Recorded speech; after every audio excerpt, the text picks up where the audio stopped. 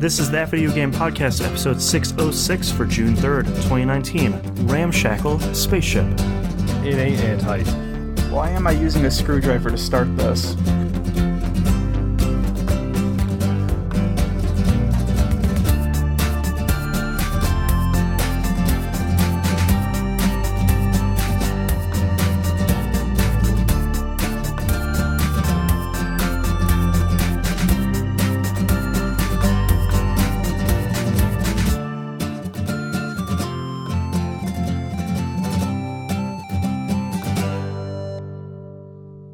Welcome back to another episode of That Video Game Podcast. I'm your host, Boston. Joining me as always is Moonpeer. Hello.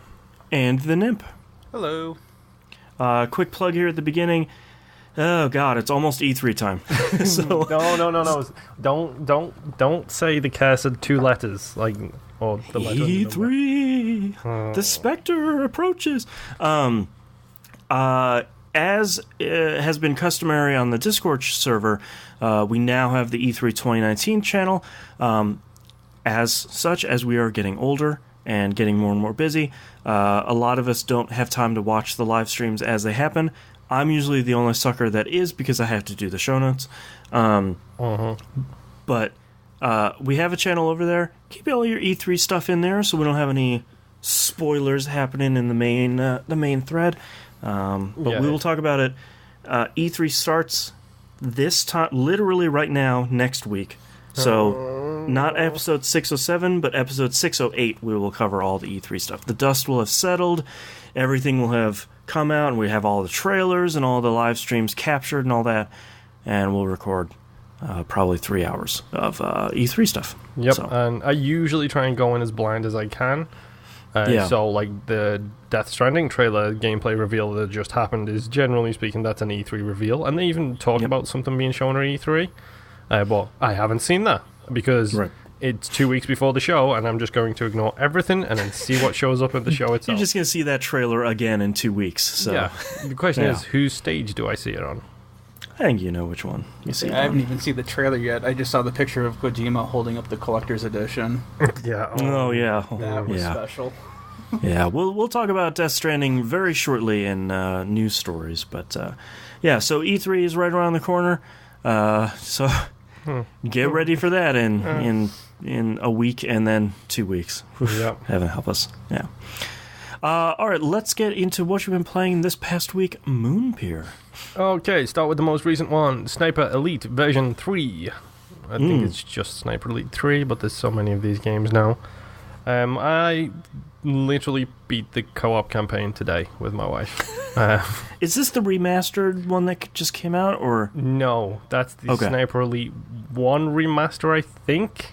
Or and 2. Sniper Elite 4 came out a short while ago, like last year. Oh boy. And then there's Sniper Elite Army Trilogy, or Sniper Army Trilogy, which is a different game, I believe, made by a different studio. Right, and then there's the Zombie Army Trilogy, right? Mm-hmm. Yeah, okay. It's a confusing lineage. Yeah, I'm picking that up. Yeah, we basically played the game on the easiest difficulty, and we went around and we were stealth as far as we could go. Mm-hmm. But then when things got loud, we went loud.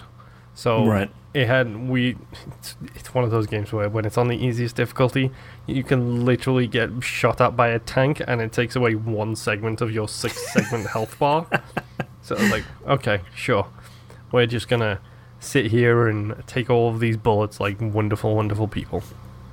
So it was, it's fun. We didn't have the proper X-ray mode on because we were playing it in co-op, so we didn't get to see bullets rattling around rib cages or anything like that. Right. But that's fine.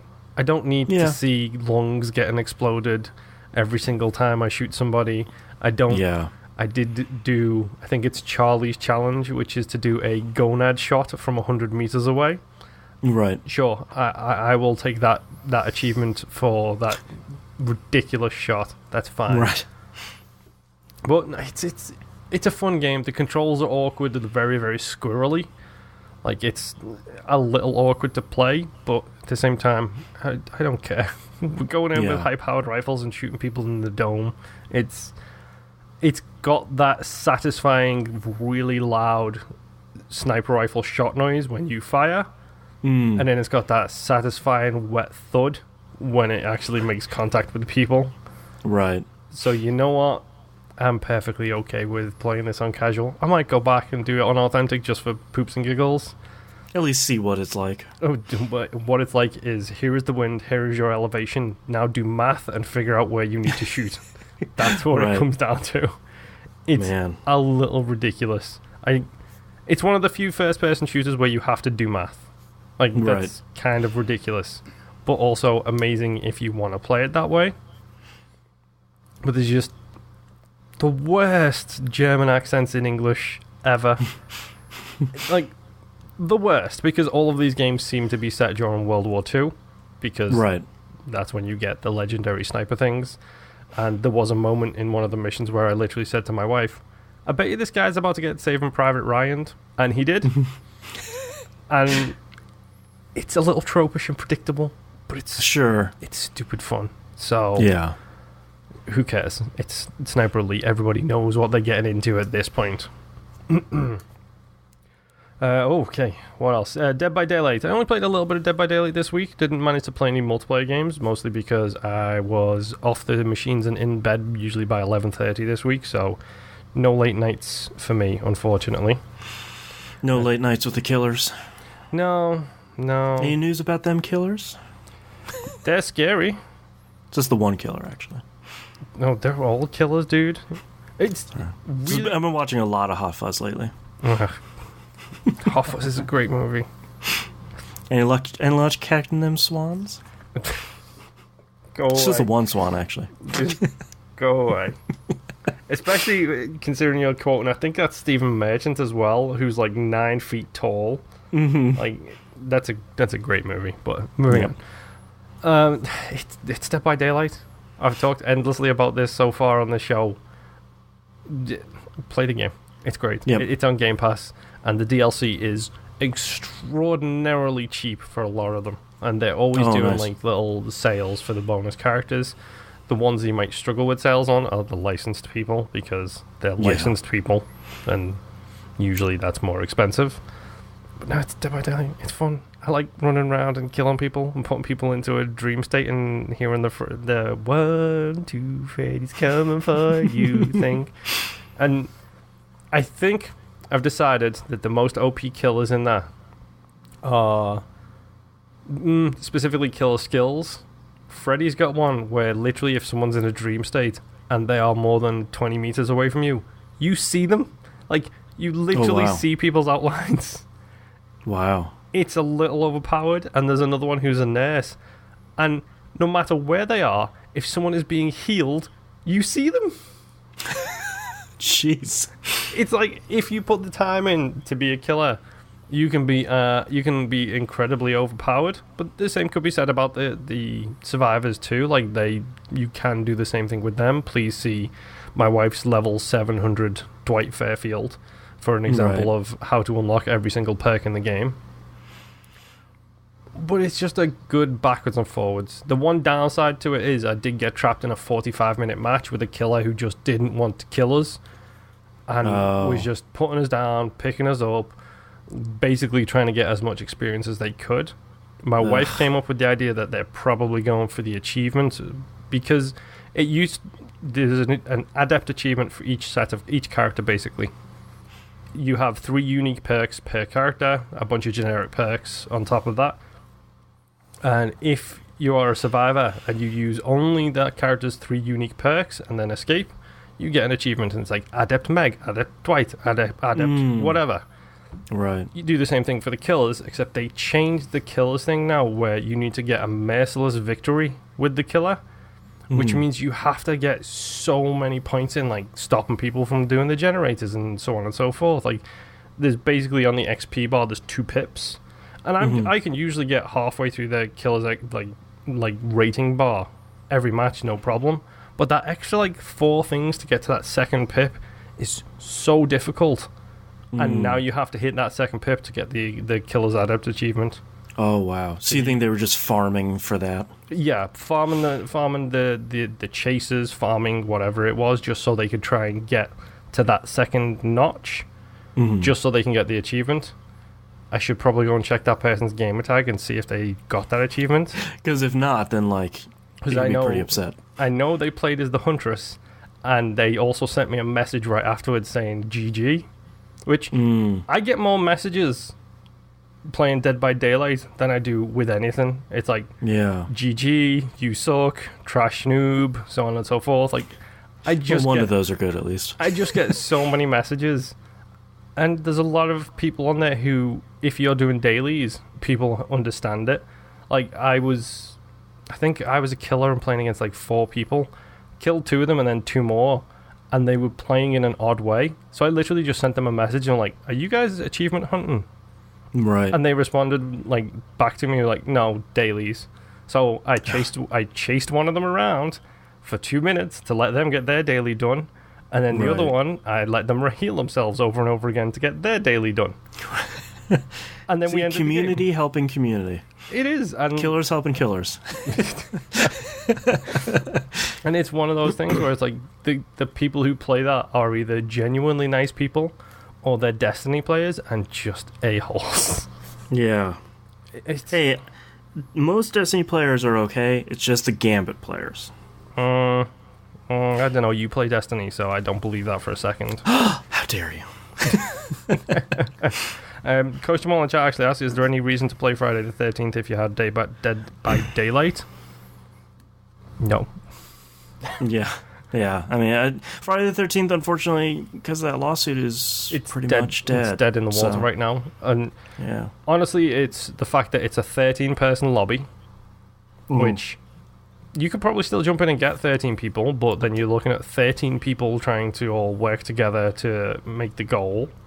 The escape method's different. It's genuinely a fantastic game. Like, I love the effects on it. I love the feel and the style of Friday the 13th. But it feels like Dead by Daylight came in and stole its lunch, which is funny because I was the opposite. I was like, screw Dead by Daylight, I love Friday the 13th. And then we started playing Dead by Daylight, and well, okay, it's a 5-person lobby.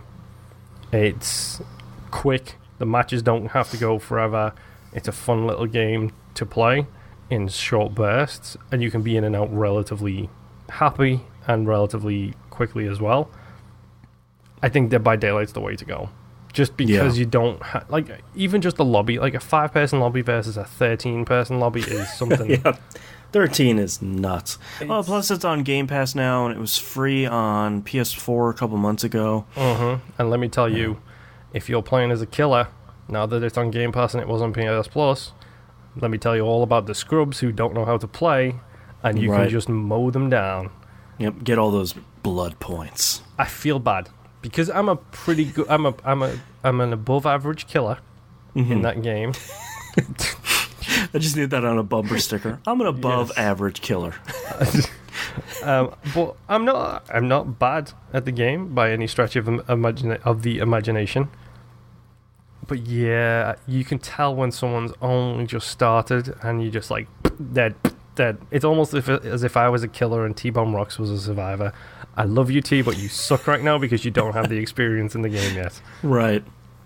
But, it's play Dead by Daylight. Friday the 13th. It's on Game Pass. Go get it. Hit up Moonpier on Xbox Live.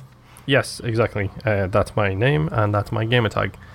So if you see me, hit me up. Which, by the way, I should apologize. I'll do it on the show. I'll apologize to Brain Eater for not getting his party message because I was in that stupid game for like 45 minutes with the troll killer when he sent me a party invite, and it was like 11:20, and I was like, I want to go to bed. Yeah, I need to go to sleep. Bed. I need to escape or die. To the point where I literally tried to die, and he wouldn't let me die. Ugh. It's the worst. Okay, moving on from those two games. I started. Now, I'm using the word started here because I'm not far into it. Outer Wilds. The Outer Wilds. Oh, I did too. So, where have you gotten them to so far? I've started the loop. So I haven't even got that far yet. I got to the moon. Yeah, so if you finish the tutorial, if you've launched your spacecraft, your hilariously derelict spacecraft, you've started the loop. Okay. So every game lasts 22 minutes, and you're supposed to figure out as many puzzles as you can in that time frame. I guess the end game, is sort of figuring out all of them and sort of figuring out why the game is in a loop. Okay. But I am nowhere close to that. So I got to the moon on the main planet you start on. Where there's that guy sitting there alone. Yep. And I started translating the ruins in that place. Yep. My next point of action was going to be flying to the southern pole on one of the next planets. Okay. There's something apparently there. I haven't been there yet. I haven't bumped into the loop yet because I literally got back to my ship and was like, I'm just going to quit. I don't know if I've saved or not. I'm guessing staring into that stupid statue is what saves it. I think it saves pretty frequently. I've quit out and come back in a couple of times, and if I wasn't doing anything important, it spit me back to the beginning of the game, like right outside that lift, and you already have the launch codes, so you just go take off again. There doesn't seem to be a lot of planets, so I don't think you really lose progress. Yeah, as far as I can tell, it feels a little bit like Tacoma to me. Yes, where it's very much a first-person storytelling game. Like it's don't get excited, Nimp. It's not about the spaceship flying. It's not about trading with foreign colonies. I don't need another space game right now. No, it's very much like the spaceship doesn't really control that well, and whenever you lock onto a planet, you just hit up on the D-pad, and it just sort of takes you there. Like it's very much about. It's much more about the story. Why you're trapped in this loop and you're the only one that realizes that you are, and sort of figuring out puzzles on each one of the planets. Like I landed on a different planet that had a ton of those little plates where you can translate on it. So I'm sort of figuring out like, okay, up here is a library and down here's another place, and I accidentally misunderstood one of the signs, so I hopped in this like launcher thing. It launched me thousands of meters out into the middle of space, and I died. So that was very clearly a wrong turn I took.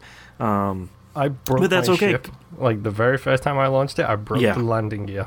Yep. And thankfully you just hop out, you hold X or something, and weird thing in this game though, it doesn't use the A button to accept anything, it just uses the X button. The A button is matching velocity. Yeah, and jumping. Yes, but it's got this really weird thing where when I damaged my ship, I took off from the planet. I wasn't paying attention to what was going on. I was trying to figure out the speed and everything else. Is it just me, or do you accelerate like wicked fast? Yes, it's 0 to 60 in like 1.2. It's 0 to 60 light meters a second. Come on, because it's fast. I took off and I was like, oh, there's the moon. It's not that far away. I'm just gonna like head towards it and I'll be fine. And then something clipped my ship and damaged the landing gear. While that happened, I held A to match my match velocity with the moon. And I was like, okay, so it's going to take me a couple of minutes probably for me to land on the moon. So I'm going to get out and I'm going to I'm going to attempt a spacewalk and fix the landing gear while I'm waiting for this like landing on the moon thing.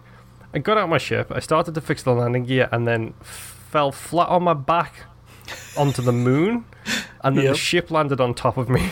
Yep, that sounds about right. I was like, okay, so that took me less than like 2 seconds to get from floating in space to landing on this moon. So sure, maybe the spaceship stuff in this, it just feels like an excuse for severely different environments. Yeah, like that's kind of how it feels a little bit. Yeah, I checked it out. I think it came out on Tuesday. It's on Game Pass right now if anyone wants to check it out.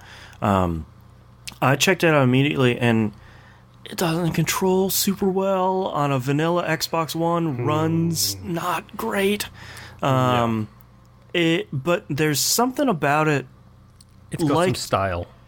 Yeah, and there's something about a mystery like that, like Tacoma, like so many of these games that I really like. And then Austin Walker wrote about it, and he sort of sold me on really sticking with it until it grabs me, because he was talking about two planets that are next to each other, and I think they call them hourglass planets, and the one is losing sand off of it, and it's going to the other planet, and there's something at the bottom of the one that's covered in sand. You just have to wait long enough until a door appears, go in there and solve some puzzles, and that'll take you sort of like...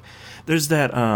do you run into it? There's the like rumors or hints page where you have all these like Polaroid photos that are all connected to each other. Yeah, which is on the computer of your ramshackle spaceship. Yes, yeah. God, that spaceship is so great. It's like it's literally put together by a farmer in the back garden. Yeah, like it's one of like those a bunch things. of pieces of wood together and like a glass dome on it. It's so good. But apparently, that's really what drives you through the game. Is trying to connect all these pieces on that rumors page. Apparently, there's never enough to get completely out of control. But there seems to be something there that feels really cool, and I feel like I'm like 10 minutes away from the exploration and the planets and this rumor thing like really clicking for me and kind of dragging me in. It seems like a game that we would really enjoy. Yeah, when I started it's got a very interesting vibe to it, and I am looking forward to actually going further into it. But yeah, it's... Oh boy, it's hopefully, I'm gonna cross my fingers, it's around about 8 hours long, relatively linear, and I don't have a whole bunch of additional BS to do on top of it. Right. Yeah, it doesn't seem like it's one of those games where there's like a million things to do. There's a handful of planets. It seems like, going from planet to planet, as we've said before, is startlingly fast. It's mostly just a point A to point B sort of thing, as far as I can tell. But yeah, it seems cool. I'm liking it so far, and like we said, I think it's got a bit of style to it. Anything else you want to add before we move? No, I didn't. I played maybe like 2 hours of it. Okie doke. Okay, so next on my list, because I can't not play it, the Descenders, I should say. Mm-hmm. So Descenders received a patch. It's fixed the glitched achievements. Nice. So I got my rap achievements, all good. They specifically call out, and I don't know, we talked about this pre-show, and I said to you, please reinstall it. Right. My Xbox One is doing that as we speak. Mm-hmm. And the reason I said that is because they mentioned in the patch notes that the patch also addresses frame rate issues. Nice. And I'm curious if that's what your quote-unquote screen shake was. Was it just a shoddy frame rate? Maybe. Yeah. And they also say if you still have frame rate issues, go into the settings and turn it to offline mode. Because the way the game plays as default is you basically, when you load a track, you get ghosts of other riders who are playing that track at the same time. Right. And the issue with frame rate could be trying to sync up your current play with the other people currently playing it. Right. So hopefully, if you go in and you set it to offline mode, now that the patches come out, fingers crossed, that should solve your vomiting issue. I'll give it a shot. I hope. Lord knows I don't need another roguelike to play. Yes, you do. I will give it a shot. This is a good one. Yeah. It's a good game. Yeah. I mean, it's so dumb how much I really love this game, but it's fun. And it's stupid, and it has sponsorship daily challenges now and everything, and I'm almost a master with my sponsor. I went from rookie to pro, and now I'm on the master train. Nice. Because why not? But I really don't want to talk too much about Descenders, because I feel like I won't shut up about it otherwise, and just say the same things that I've said over and over again. It's on Game Pass. Go try it. Yeah. It's, again, that video Game Pass show. It's... Yep. It's free. It's fun. It's dumb. It's very, very indie. So just go and give it a shot. If you don't like it, you don't like it. Uninstall it. Whatever. That's fine. Yeah. The music is growing on me. Ever the more I play it, it's a great soundtrack. It's so dumb. I really don't like that kind of music, but it grows. But maybe you may like that kind of music. I should correct myself. I like every kind of music. Yeah. It's just not my preferred. So sure. I mean, it's a fun game. Go play. Yeah. Go play Descenders. Go hit the side of a mountain, which happens all too frequently for me. And I finished the first stage of the Career Plus, which is the desert. And at the end of every what's it called? Every map, there is the boss jump. Oh, right. The boss jump at the end of the desert is a pyramid. Great. That's exactly what I would want. A giant pyramid. That's the great. second level in Career Plus is like downhill canyons, so it's kind of similar to the previous one in the normal career mode, except it's so much more severe. Like everything is so much more, like the jumps are harder, the landings are harder, the turns and the speed is faster. I know what the fourth map is because there's an achievement related to it, but the third map is favelas. Wasn't expecting that. I'm not even kidding you when I literally say it's just favelas, and they're like bright blue and pink, and it looks like cartoon favelas. But then it's really depressing when you look at the world map, because it's literally just a map of favelas, and it's like, this actually exists in the real world, and that makes me sad. Right. A little too real. A little bit, yeah. It's like, oh, I've been watching the Fast and Furious movies again, and I'm about to get to 5, which has a lot in the favelas there. And it's like, it makes me sad that this actually exists, like, in the world. But the final map is a volcano. Perfect. Just the Tekken volcano. There is literally an achievement for making the volcano boss jump, which means that the final jump in the game is probably going to be jumping over a volcano. Great. It's everything I've ever wanted. And I need to do that. Yeah. And if I do that, I'll probably also get the start to finish run, because I'm not level skipping at all. Yeah. Because there's a couple of achievos related to starting at the beginning and doing all 4 maps in one run. Oh, wow. That's 2 hours of my life well spent, as far as I'm concerned. Yeah. But yeah, play the game. It's dumb. I just got a horn, and it goes, whenever I press the button. Get that whoopee cushion yet? I didn't. It's really annoying, because in order to get that, I need 25,000 points to get a 25% chance of an orange drop, essentially. Or if I get 100,000 points in one run, it's a 100% chance of an orange drop. I don't know how many orange drops there are, so I don't know how many I'm... Gotcha. Gotta hit that Descenders wiki. Exactly. And you don't get duplicates and stuff like that, so that's fine. If you skip a boss jump, you get the chicken head. You get a giant chicken mask. That's great. It's so dumb. And yeah, okay, Descenders is great. Play Descenders. Yeah. Go download it. If you have Game Pass, it's free. Let's see. 2 games left. I'm not going to talk about one of them, because I will jump in on Boston's long. We'll talk a lot about that game. Yes. And my final game this month. Oh, it's ODNF all over again. My brain has failed. It's Breath of the Wild. So, how do you get better gear in Breath of the Wild? You find it. The fact that you both said that at the exact same time is kind of scary. And which way is the best way to go after you stop dying every time you turn a corner? Because that's all I'm doing right now. Where do you want to go? I was going to say, wherever you want to be. So, what gear are you talking about? Are you talking about weapons, or are you talking about, like, armor? Both. So weapons, don't worry, they're procure on site. Yes, I know the PCS routines for the weapons. That's absolutely, I'm okay with that. Except every time I pick up a weapon, it's like level 2, and it's really frustrating. Like having to like smash up a level 50 weapon that I found, and then it's like, oh, there's another weapon's on the ground. It's a level 2 Boku club. I don't want no more Boku clubs. Stop giving me stupid Boku clubs, unless they're the Dragon Bone Boku clubs, in which case I'll take those. I'll take those every time. So a lot of times for me with the weapons, I would just use the crap weapons on the crap enemies and save the higher end weapons for bosses. And eventually you'll have enough good higher end weapons where you just have to start going through those, because you don't have the inventory space to hold anymore. Yeah. Generally speaking, that's what I've been doing. I've also been... I think most of my higher-end weapons all came out of shrines.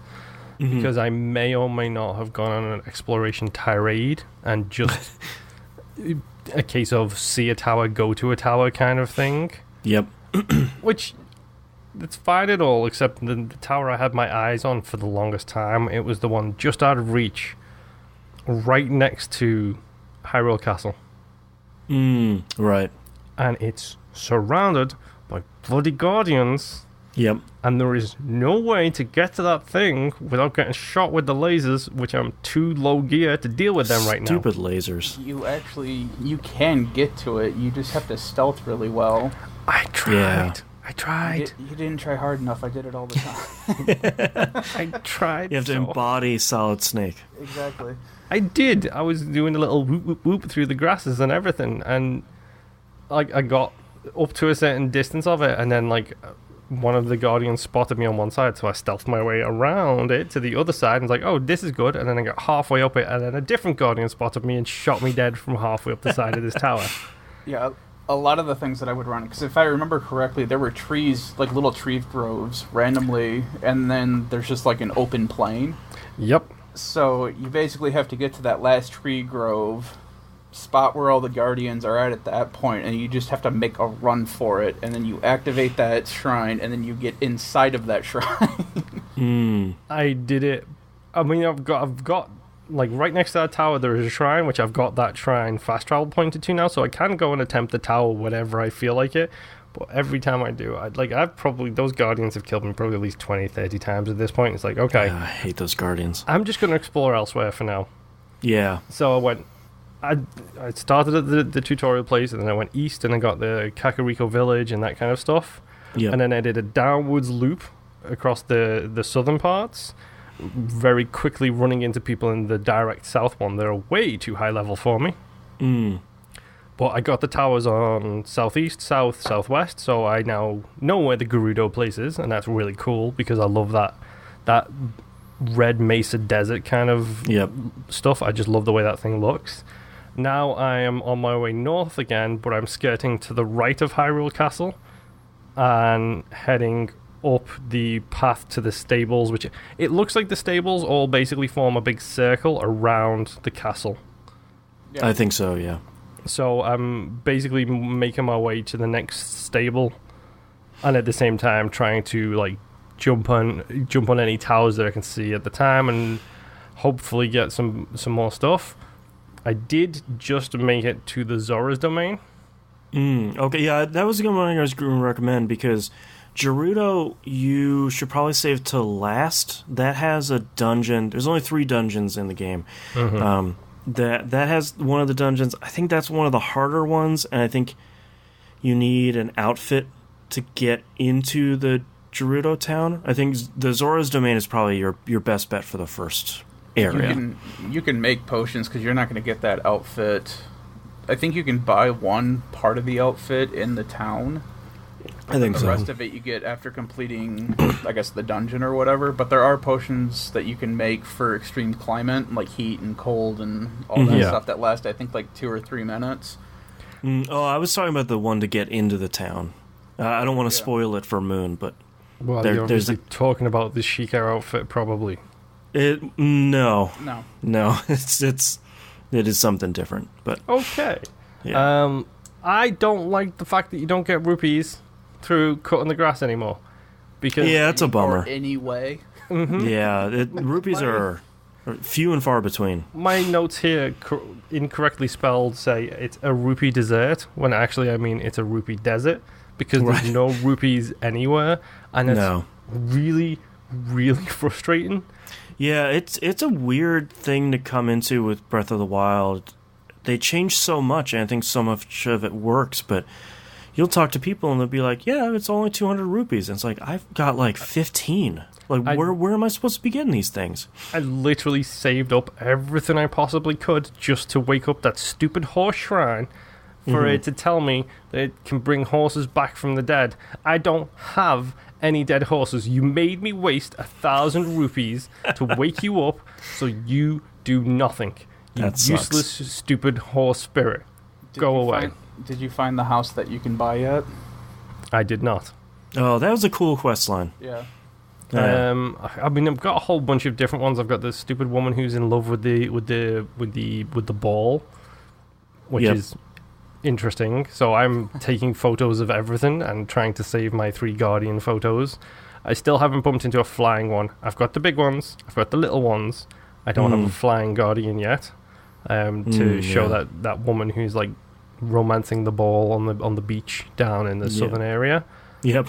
I've faced my electric enemies for the first time, and they're fun, especially when you're using a metal sword. So I was like, I'm going to go kill this Lizarfoss over here, get his Boku club, and then come back and deal with you, because I can't deal with you with my sword. Which is fun. Man, I want to play Breath of the Wild again. I wish it was cheaper. I'd totally get it for my Switch. I played it on Wii U originally. So I don't have it on my Switch. I'm actually helped out a little bit in this game, I think, because I was gifted, I should say, the full edition with all of the DLC and stuff. Right. So literally, it starts with a whole bunch of side quests, and that's how I know where the stables are, because it's like the EX2 rumors. This stable has rumors about this legendary horse armor or whatever. So you hit that, and then it immediately shows you on a gold dot on the map where that stable is, even if you haven't been there before. Oh, interesting. Okay. So that's what I've been doing. I've been using those missions to get the stables. Right. I finally found the stupid maracas guy again. Hey, nice. I don't know how many. And I had 70 Korok seeds. The dude took 30 of them and was like, oh, okay, I'm going back to the forest now. I'll see you when you get there. I was like, okay. Son of a... I'm just going to keep talking to you. You upgrade my things, please. Right, don't go away. And I talked to him, and he's like, I'm just going to go back to the forest now. I'll see you when you get there. It's like, dude, I literally have 60 more of your stupid seeds in my pocket. Right. And you sit there and say you can smell them, but you're not willing to take them now. We've got to wait until you go back to the forest. Take my seeds. Give me more inventory space now, please. Thank you. Yeah. It's... I love Breath of the Wild. Have you upgraded any of your armor yet through the fairies? I upgraded one set through the starting ferry that you get in Kakariko Village, the one who's just up the hill. Yeah. I've started upgrading some of the armor through here, but I don't have enough rupees. Yeah. That stuff will sort of trickle in the whole time you're playing. And there are ways to kind of farm rupees. I don't remember off the top of my head. Yeah. But I know that there's things that you can eventually sell, like ingredients and food and stuff like that. I'm doing my very, very best right now to not look anything up. Yeah. Because I know the amount of time this game has been out, I know I could hit up Google and go, Easy Rupees, Breath of the Wild. And someone has a zoomable Google map of the whole map. Yeah. Exactly. Well, I'm not even talking like that, but I'm just saying in-game there are, I guess, things that you can find to help, get more rupees. Obviously, there's a ton of stuff in the game that you could literally farm, and then you'll have 2,000 no problem, but... Yeah, the thing I've run into is it's that... I hate this. It's the loot-based mentality on video games, and I do the same thing in Skyrim and all these other type of games. It's like, I know I don't need 1,000 iron daggers. I'm going to carry 1,000 iron daggers and put them in my inventory box at home, so that when I get an enchanting station, I can work on my enchanting skills using my 1,000 iron daggers. You min-max immediately? Yeah, I can't help it. So I've got ores and rubies and opals and shining stupid rock things and 20,000 flint and 17 stacks of wood and 120 apples. And, I'm cooking with the ingredient stuff. I'm making myself some food to help on those harsh winter nights when it won't stop bloody raining and I'm standing on a mountainside waiting to be able to climb it. It's the worst. I've got all that stuff, but I'm not selling any of it. I don't care. I don't care. The apple medley or whatever it's called can be sold for 5 rupees and I can make one in 2 seconds flat. I'm not selling any of my stupid food. Unless you need it for the final boss. Exactly. Yeah, exactly. Or the Guardian around the corner who's going to instant kill me in one shot, so I don't even get the chance to. Which, I do have to throw this out. I love his animation of eating when you're on the menus. Like, he goes, nom, nom, nom, nom. I love it when you eat like 10 apples at once, because he just does, like, if you just hit A on the apple and then A again to eat it and just keep doing it, he does a right-left motion. He doesn't just go nom, nom, he goes hum, hum, hum, hum, hum, hum. He's just really forking it in there. It's so good and so stupid.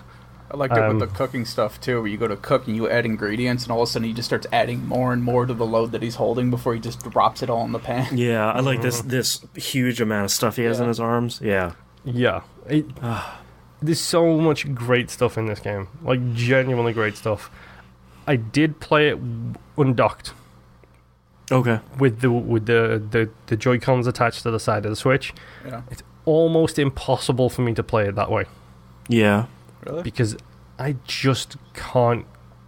The Joy-Cons are too small. Oh. Okay. Yeah. Like, and I think it's a mixture of them being too small and my fingers don't know the locations. Like, you know, you say to Boston, okay, where's the square button on a PlayStation controller? And your thumb goes to that, whether you're thinking about it or not. Your thumb goes, oh, it's right there. Right. And you say to Nimp, what's 9 o'clock on this V12 throttle that you've got right here? And he immediately, he does the same thing. You say, where's the Y button on the Joy-Con? It's like, hey, man, I don't know. Exactly. It doesn't feel like... We've got protective sleeves on them, so I don't know if it's that, but the buttons aren't standy-outy enough for me to immediately know. Oh, that's probably because of the sleeves. Yeah, they're okay. When my problem with undocked stuff, and I played exclusively undocked, is the Switch itself is just heavy enough that I feel like I have a hard time holding it for long enough. Mm-hmm. Yeah. Well, and that was my problem too, because the Joy-Cons were so thin. I bought the Legend of Zelda case set and all that, and it came with the Joy-Con. They're not sleeves, but it's like the backing that you could put on there, and it makes it a little thicker, so it was easier for me to hang on to it without feeling like I'm going to break off a Joy-Con or something. Right.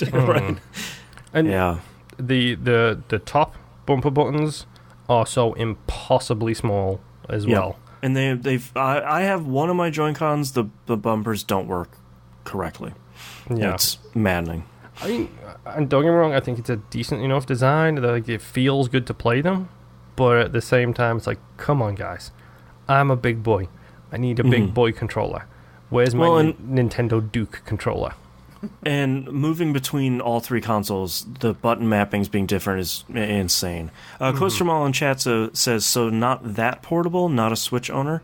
No, I mean, it is portable. It's just, I think when you're doing something like laying in bed, it's just heavy enough, it's just thin enough, like it's not like holding a Vita, it's not like holding a 3DS, where those are pretty portable. It's the unfortunate downside of having a good-looking screen. You know, it's a big screen. It's just, I have no major complaints about it. It's just little complaints. Yeah, if you're playing this in bed, you're playing it sitting up in bed. Yeah. This isn't a laying in bed and playing it, because I do the thing when I'm playing my phone in bed where I'm like this, and then it's right over your face. It slips out my hand, and it hits me in the face. Like, 5 times out of 10, I hit myself in the face with it. Oh, go ahead. No, you go ahead. I was just saying, I bought a gooseneck, like, tablet holder, and I would put the Switch in that, and I would just have the Joy-Cons in my hand, so I could just lay down smart. and not have to worry about it. Mm-hmm. But then you're falling asleep playing. Well, exactly. Breath of the Wild. That issue. That's happened a couple times. Kakariko Village music kicks in, and you're like... Or the worst part, when you have to get up real fast and you go face first into it at that point. There you go, yeah. Yeah, you wake up and suddenly you've got C buttons imprinted on your side, and you're just like, why did this happen? Yeah. But yeah, that's Breath of the Wild. It's so good, and I feel so lost, and it's both a good and a bad thing. It's like, I don't have a goal, and that's kind of cool, but I don't have a goal, and that's kind of frustrating. Yeah. Do you have any amiibos at all? I do not. Because if you have any of those, you get free random stuff from them every 24 hours when you scan them. Yeah, I've heard as much. I mean, right now I'm just getting all the DLC stuff, so I do already have the ancient horse armor, which means that if I'm ever in the middle of nowhere and my horse is on the other side of the map, which has happened several times now, where I just start running and forget that I have a horse. Mm-hmm. Yeah, I never used the horse. Neither did I. Yeah, with the ancient horse saddle, which is one of the DLC things, you whistle and the horse teleports to you. Nice. Cool. it's a game changer because then it's no more of that, like, the horse can't hear you, and it's like, oh my god, I can see him. Yeah, exactly. So I literally, like, I'll jump off a tower, I'll glide as far as I possibly can just to keep myself on, like, this path that I'm on, and it's like, do the whistle happens, then just like you teleporting away, like, the blue lines appear, and the horse just teleports in right in front of you, and you just get on UFOs the horse. bring the horse in. Exactly. That's cool. It's Breath of the Wild's amazing. Like, the game is genuinely an amazing game. Mm-hmm. It's so big. Yeah. Oh, but yeah, that's all I've been playing. How about you, Mr. Nimp? So, I started and finished Never Alone. Oh, yeah. Which one's Never Alone? It's when you're playing as the Alaskan Indian girl with the spirit fox. Mm-hmm. Oh, okay. Yep, now I know exactly what you're talking about. I actually didn't know it was that short. I just kind of started it because I had it forever ago from Games for Gold. And it was actually a lot of fun. It's a platformer for people who haven't played it. And it's actually got a pretty decent story behind it as well, and it's tied into the natives' lore of Alaska. That's where that is when I heard that about the game, like how it delves deep into, like, the original lore of the, what's the word? The native tribes, like, yeah. When it goes inside, it's like, okay, now I'm interested. Yeah. And you get, one of the cool things that I really liked was you run across these owls randomly, and you're not really collecting them, you just kind of have to run by them, and then they just fly off, and you've collected the owl. And these owls unlock these little documentary videos about, the native tribes, what more background about the actual story that this game is representing, and, a bunch of other stuff. And I sat down, I think there was 24 videos altogether, and I sat down and watched all of them, and it was actually really interesting watching all these videos about the game. Yeah, there's some cool stuff in there. Yeah, the only issues I had with that game was sometimes the controls were not, I guess, very friendly. Because you can control both characters at the same time. Or, I'm sorry, you can choose to play as either the girl or the fox. You just switch back and forth. But they'll follow, the other one that you're controlling. Which normally was not an issue until I got to this area where the spirits are kind of just tracking around the map. And if they get close to you, they'll grab you, and then you're done. The issue I was having was that sometimes playing as the girl, the fox would either be right there or it would lag far enough behind that when I tried to run past this thing, the fox would be far enough behind that it would catch up right as the spirit was coming down, and it would grab the fox, and then it's game over. You got to start all over again. Oh, I see. So that was kind of a weird pain. And then the winds randomly in this game, every once in a while in certain levels you'll have blizzard winds that'll come in, and if you don't drop down to the ground, it'll just blow you back. Which isn't really an issue. Every once in a while you would have the issue where you're trying to do a jump, because sometimes you have to use those winds to jump further than you normally would, or, stuff like that. But every once in a while you would get it where everything is calm, and you can watch the snow, how it sways back and forth to tell if there's going to be a big gust of wind or not. There were several times where the snow would be still, I would jump, and then mid-jump this big gust would come out and knock me down, and then I would fall in between the platforms or whatever and die. That sucks. And it really came to a head when later on in the game you're running backwards to get to an area, and you're going against those spirits in the map that are trying to grab you, and the wind is constantly blowing real hard and then not blowing at all. So you're trying to gauge these two different elements that all of a sudden just seem really random and weren't being great to play with. Right. But other than that, I mean, the game was really great. I enjoyed it. If no one's ever played it before, it's a fun game. I think it only took like 2 or 3 hours to play it. And I actually managed to get all 1,000 achievements within that too. So it's a really nice. easy get Oh, really? Yeah. Go on. Which I did it all by accident too. I think the last one I needed was just watching all those videos, and I wasn't really paying attention. And then you watch them all, and then I got the last achievement for it. So nice. So that was pretty simple. After I had played that, I went on and played Celeste because I had that on my console as well. Getting ready for that huge new DLC they're coming out with.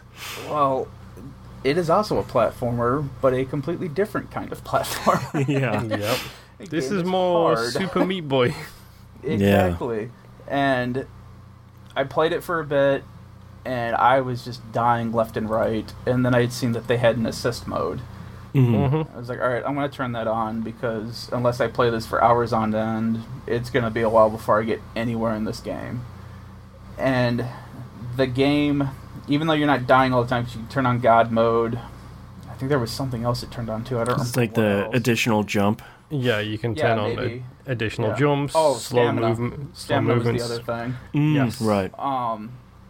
Even with all that on, you still have to have a good amount of skill to make, a lot of the jumps and all of that. Yep. Which I'm fine with, because if I'm not under pressure, I can make everything just fine. There were a couple things that were sticking points for me that I had to figure out, and finally got through those areas. But yeah, I think I'm on the 5th chapter. Okay. And I would not have gotten there with this week if I did not have the assist mode. Yeah. We did a game club on it, and I think I did the whole thing with no assists, but I'm a sadist, so that's no offense to anybody who wants the assists on. I am just that kind of person. I think Boston turned on the double jumps, I think. Nope, I did it without assists. Oh, you're a sadist too! Yay!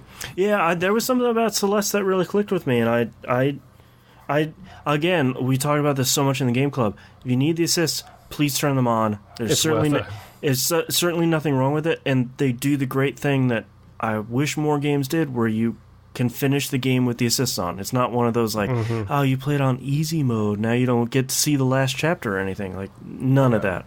Something Cuphead does is if you play it on the easy mode, you don't get the final form of any of the bosses. Yup. Why? And really, I was just kind of not knowing anything about this game. I was just jumping in to check it out. So how much did the story blow you away?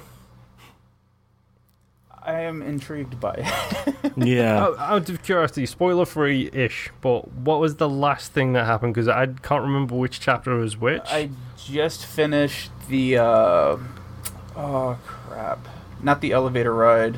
What is that called? The ski lift thing. Oh, okay, where they were... After the hotel and all that. Yeah, okay. Yeah. Okay. Yeah. I got to that point, and then I saved and shut it off, and I just haven't gotten back to it, but... Yeah, there's a couple sequences in there where things start to happen, and then it's like, oh, hey, guess what? That didn't really happen, or maybe it did. Or... Right. Oh. Yeah. So that was pretty interesting. I love the old lady in there, too. Yeah, she's great. Crazy old bat. And then the final game that I played was No Man's Sky with my son. There are a lot of glitches in this game still, off and on. For some reason, there's one group of aliens that just hate me no matter what I do. Great. And I don't know how this started happening. I just went onto a space station at one point, and I couldn't trade with anybody, couldn't talk with anybody. It would just keep saying that they were afraid of me, and all this stuff. And I'm like, all right. What did you do? Exactly. I don't even know what I did. Yeah, you're supposed to start neutral. That's weird. Were you in a party with your son? Yes. Correct. Let me correct my question. What did he do? Right. I don't know. You just destroyed their homeworld. It's fine. Well, and the messed up thing was too. So, I now have a frigate, or a freighter and a frigate, which is awesome. They're massive ships that you can't really pilot, but you can fly your ship into. Walk around, you can build stuff within the ship, and they can hold, more items, inventory, all that stuff. And it's super cheap in those things to warp from one system to another. Yes. And you can send your little frigates out and have them do missions, and they'll come out or come back and give you money and items and That's stuff like right, that. yeah. And you can have up to 30 of those little things. So you can have a whole armada just floating in space there, which looks awesome. Doing your bidding. Yeah. But I was out there I think I was mining silver or gold or something from the asteroids, and all of a sudden I started getting attacked by pirates. And a buddy of mine, who's been playing far longer than I have, had basically told me, whenever pirates show up in space, just run away.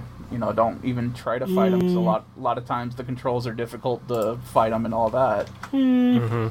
Well, so I started running away, and then I got a warning saying that they were attacking my freighter, and if I didn't do anything, they may destroy my freighter. Right. Yep. I was like, this is garbage. So I turned back around, fought them, did not have nearly as rough of a time as my friend kept telling me he was having. No, he just sucks. So I people keep giving that feedback, and I disagree with it so strongly. Like, the only way you're gonna get better at fighting in that game is fighting, and it's really not that hard. You just have to navigate in 3D space, which isn't that difficult. No. Elite Dangerous. So. Yeah, you had the master class, so difficult. Yeah, now you're going to like Space Fighting 101. And you're like, this is easy, but it's still not that bad. Well, and I found out too, because when you hold down circle, they basically put you into a controlled super cruise that you can drop out of at any point in time. When you start turning, you're basically drifting your ship. Yep. So while I'm shooting these pirates, they start shooting at me, my shields drop, I'm like, alright, I get away, so I go into the super cruise, I start turning around, and I'm weaving in and out of all these asteroids and stuff, so they can't hit me, so I get my shields back, turn back around, and just start, shooting them off. Yep. But during this entire time, my son wanted to see what I was doing, so he flies into my ship, and I don't know what he did. Oh boy. But after I beat the pirates, I went to go fly into my freighter, because that was the original reason for me being in space, and they wouldn't let me in. What? They're still basically on red alert. Oh, weird. And so I was reading that there's two things that could have caused it. One, I could have either accidentally have shot one of my own ships, which is possible, because you don't really have a lock on. That's easy to do. Yeah. Or you may have clipped them at some point, ran into them and all that. Mm. And I'm thinking what happened was my son tried to take a pot shot at a pirate and probably hit my ship when my ship was freaking out. Probably, yeah. So I had to do a bunch of... I went down to the world, saved my game, quit, got back into it, and they were fine. Everything came back up, because I was going to be really mad one way or the other, but everything turned out fine for that. Cool thing about your frigate, though, is if you are in your regular spaceship and you jump to another system, your frigate just comes along with you.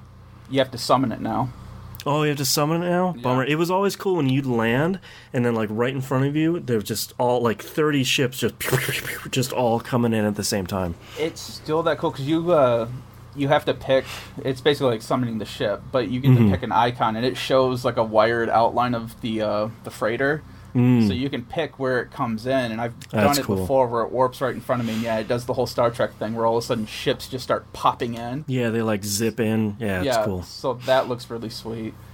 But then we started doing a lot of random stuff where I was helping my son make antimatter, which I need to make all these... It's all high-end items that I have to start making, so obviously resources are very hard to come by. Mm-hmm. And I had found out that when you can make, what is it even called, an automatic miner. Yeah. And it's just a machine that you can put on top of the resource area, like a vein of copper or whatever, and it'll sit there and it'll mine it.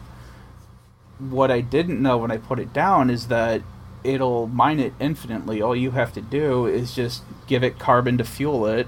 It'll fill up to 250 or whatever mineral you have it on top of, and it'll just keep going.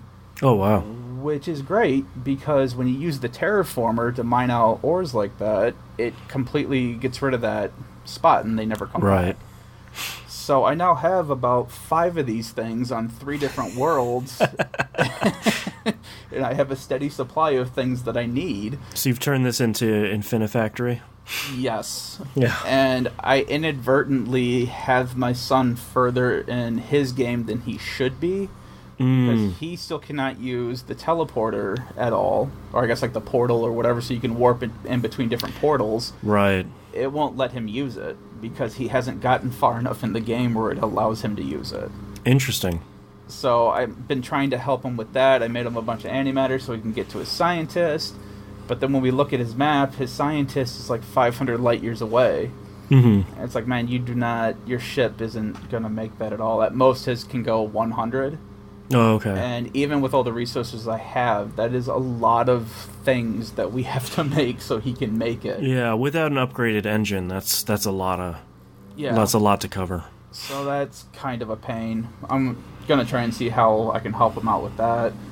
But the bigger issue with the glitches that I'm having is every time I have gotten a new gun, something has happened and the game doesn't save it. Oh, weird. So at this point, I should have had 6 different mining rifles, is basically what they are. And I still have my C-Class one that I started with. Jeez. Because every time I've come back into the game, I just don't have it. I like this with like your game and your son's game, like poisoning each other's games. Yeah, I don't know. Well, and the other glitch that I ran into was I found an abandoned ship, which for you to be able to use it, all you have to do is just claim it. Yeah. And then you just have to fix it up to be able to fly it, which is really resource intensive. But when you leave the planet, it just shows up in your freighter. And I went to my freighter, saw that it was there. I was like, all right, cool. I did a hard save. My son jumped into my game. All of a sudden, that ship was gone. And I'm like, are you... I think we know the root of all problems here. So, and then right after he left, the ship came back. So I don't know. Yeah, I don't know what's up with this game, and it's not flyable yet. So because you have to fix it up. And sparking on my dock right now. So I don't. The game's got weird glitches, but so far they seem to, I guess, fix themselves if you do a hard save or if you revert back to a previous save. Right, or if you just kick your kid at her game. Yeah. Yeah, I think it's mostly him, but you know. Yeah. But other than that, yeah, we're both really enjoying that game. We spent hours. I think I'm like 21 hours into that game now. Yeah. And I've not really accomplished a whole lot. Oh, that sounds an awful lot like Elite Dangerous and Minecraft and everything else. Yeah. I think that's why I'm enjoying it so much, is because it's close enough to Elite. And I have my wife's permission to play it because I'm playing with my son. Right. The most important thing. Yes. So now I need to get him to graduate so we can play Elite with each other. Right. But that's all I've been playing. I played more Konami PixelPuzzle Collection. I wanted to pull up... You need to stop. You have a problem. I do not. I'm going to pull up here and see what my completion percentage is, because now I'm running into 4-star puzzles, and they are stupid hard. I'm now at 31.4%, so I have no idea how much harder this game is going to get. So I'm not going to lie, you posted a photo of one of your puzzles on Twitter. Yeah, that 15 by 15 where I was like, LOL, what's this? And I looked at it and I literally had a response typed out where it was like, Boston, you're such an idiot. This line right here, you can fill this line out. Yep. And then I looked again, I was like, wait, this isn't 10, this is 15. Oh, right. Okay. Yeah, because there was like a 3-6, and I was like, all right. And the rest of them were like 1-1s or 1-5-1s. It's sort of like, or a 3-2, and it's like, cool. That's the hardest part that I've had with the 4-star puzzles is there are a lot less obvious places to start. So it's sort of my next level of nonogram knowledge is sort of like, all right, you give me a 15 by 15 with no real obvious places to start. There has to be somewhere to start, because that's the first rule of nonograms is you never guess. Yeah. So there has to be somewhere to start. I just have to figure it out. And that's been fun. All the time, and it's worked out fine for me. Yeah, well, yeah. Hey, I completed my first 10-10. I think it was yesterday. Nice. And then it gave me my next one. I'm like, nah, I'm just gonna put this down. Yeah, you're fast on the road to nonogram knowledge. But I mean, that's the hard part about 15 by 15s or anything bigger than that is you can get like a quadrant of a puzzle. And it's like, cool, I have 5 different ways I can solve this, and they're all legitimate, but I can't guess because that will totally destroy this puzzle.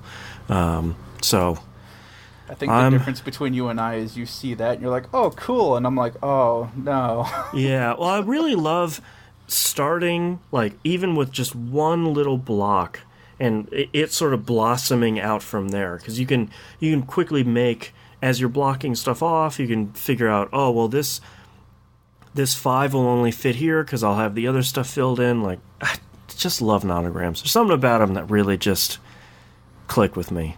It's so good.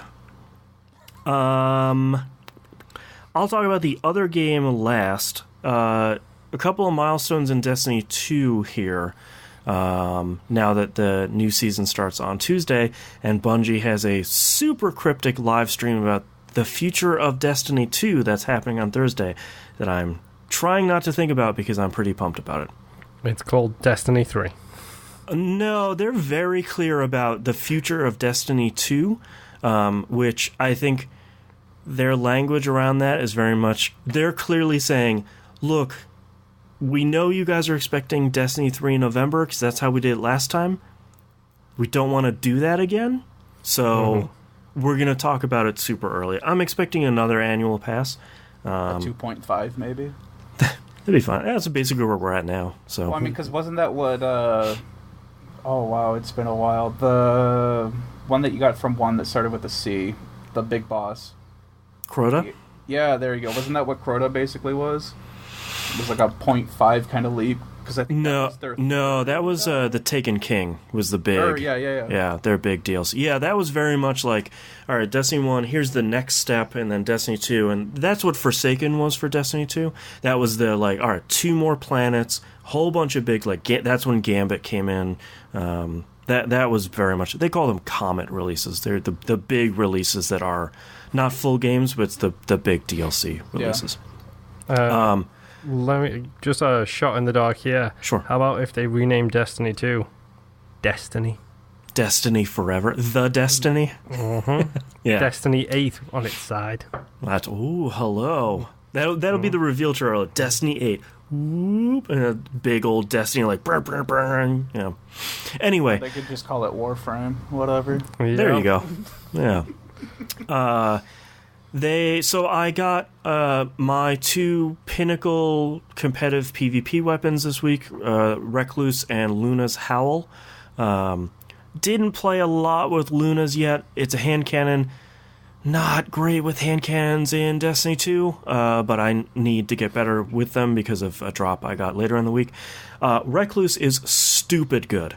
It is a secondary submachine gun, which is a weapon type I hate, but it has a buff on it called Master of Arms, where any weapon, anybody you kill with any weapon buffs Recluse, and that includes kills you get with Recluse. It chews through stuff. I mean, it chews through anything you put in front of it. It's incredible. Well worth the entire 3 months I spent to get that weapon. Are those legendaries or are those exotics? Those are legendaries. So that's the cool thing about all these pinnacle weapons is all of them are legendaries. So they're sort of tuned, and they have a unique bonus or a unique trait on them that sort of makes them a little bit better than legendaries, but they're not quite at the level of an exotic. So you can sort of mix and match all these cool guns. What was the sick sparrow-looking thing that you got? What was that, a sparrow? Well, that'll be later. But so I think I got all the pinnacle weapons for this season that I wanted to get. So Tuesday starts 3 more pinnacle weapons. So yep. Good luck with that. Definitely beginning. Thankfully, they changed the competitive PvP weapon this time. So previous seasons, you would have to get up to 2100 points. That's a fabled rank, I believe. You gain points for winning. You lose points for losing. This season, they have a sniper rifle that I can't remember the name of, that you just have to earn 3,500 competitive points. So if you win 2 matches, you get 120 points. You in both, that and your ranking. If you lose a match, you go down 60 points, but you don't lose points from the progression on this gun. And I think that's really smart. It's a much better way of doing it, and I think you'll see a lot more people in the competitive playlist, which will be good for Destiny overall. And the other thing I did was the stars aligned correctly, and I finally got to do my first Destiny 2 raid, which is Last Wish. It was incredible. and Is that the first raid? That's the 1, 2, 3, fourth raid. There's 5 out right now. Surely you should have started from the beginning and done the first. No thanks. First. I don't really want to do Leviathan. That's a raid I've never been interested in, and I don't want to do. There's one specific encounter I don't want to do, the dogs encounter. It always looked like it sucked, and I just really don't want to do it. Is it like the stealth section from Vault of Glass? Hey, guess what? You're right. Very much like that, except dogs are pathing through this area, and it's. I don't like that. I liked it in Vault of Glass a lot. I don't want to do it in Leviathan, but I'll have to do it eventually to get the gun from there. Grumble, grumble, grumble. Anyways, so did what is seen as the best raid in Destiny 2, Last Wish. Had a really cool Sherpa that ran us through it. It took us 4 hours, and that was mainly, the majority of the time was, here's the explanation, we'll walk through some of the roles and stuff like that, and it only took us 2 or 3 tries for most fights to get it down. We had a really good group. The very last boss, I think it took us 10 tries, but just because it's mainly very mechanics heavy, and there are 2 teams doing 2 different things at the same time to sort of feed each other's encounters. So it's very much the saying, we did this thing, here's the call out, boss is coming over here, we got to do this thing and respond to their call out. So it was cool. We had a really good group. I got a lot of stuff done by doing Last Wish. I went in to do one specific thing, and that was to get my final corrupted egg. I'm 40 out of 40 now, and I got that cool sparrow that you saw, the Taken-looking sparrow. That thing looks amazing. Yeah, it's very cool. The animation on it is really cool because that ghosting smoke effect comes from the front to the back. So it looks really cool. As a result, I also got the Chronicler title. I'm all done with every piece of lore that this game has to offer. That last egg got me my last lore piece. And I got the curated hand cannon from the raid, which is another weapon that is ungodly powerful. And the curated one has so there's 2 levels of weapons, especially for the raid, and some of the other. There's a normal drop, which is just random traits on it, and then the curated one, which has a special combination of traits on it, usually a special shader, and then it's already fully masterworked. There's nothing you really have to do to get it. It's just a dice roll on, will you get this gun, and then will you get the curated one. So I got the curated version of that, which is largely seen as one of the best hand cannons in the game. So now I gotta use hand cannons. Now you just gotta get good. Yeah, I do have to get good. So I have a whole new season to do it with a really cool-looking 6-man activity that's coming out on Tuesday that I am super excited about. But yeah, I will talk about that next week. Do the weapons, I guess, still feel different enough to you, or are they starting to feel kind of the same now? Or like between weapon types? I guess, yeah, because I know that was a lot of the issue that I was starting to run into in Destiny 2 way back when, where it just kind of seemed like you were getting all these weapons, but it was basically just, oh, hey, instead of having Cryptic Dragon, you now have, Sunfire or whatever, which is basically the same exact scout rifle. It just is blue instead of red now. Yeah, they've done a lot of work, I'd say, especially over the last year, when they moved to a dual primary system. So before it was primary, secondary, heavy. Now a lot of the weapon types are all over different categories. Like you can have a primary sniper if you really want. You can run with 3 snipers if you really want. I think as a result, each weapon type has multiple different categories under it, and most of it are pulse rifles, for example. There's a 520 RPM, is like a 390 RPM. Both of those types feel very different. Like one shoots 4 or 5 bullets at a time, one shoots 3. One kicks more than the other, one is a little bit more laser focused. And then adding on top of that, there's a lot more traits, weapon traits in the loot pool now.